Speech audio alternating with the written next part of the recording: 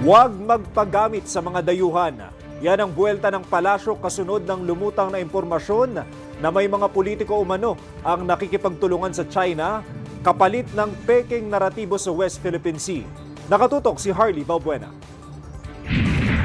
Hindi po dapat na magpagamit sa ibang bansa para lang manatili sa pwesto.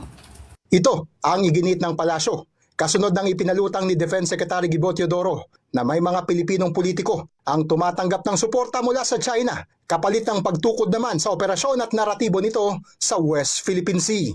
Ibinahagi ni Palace Press Officer Undersecretary Claire Castro ang isang news article hinggil sa pagkakatuklas ng isang UST joint student mula sa isang independent news website ng umano'y army ng Chinese social media trolls na nagpapakalat ng anti-Philippines at pro-Duterte content.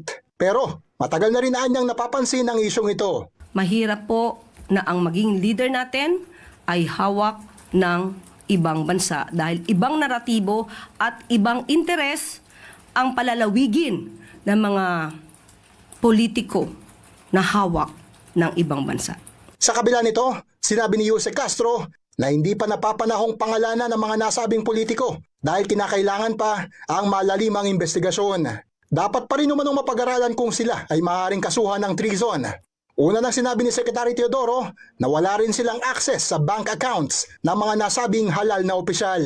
Sa huli, ipinaalala ni President Ferdinand R. Marcos Jr.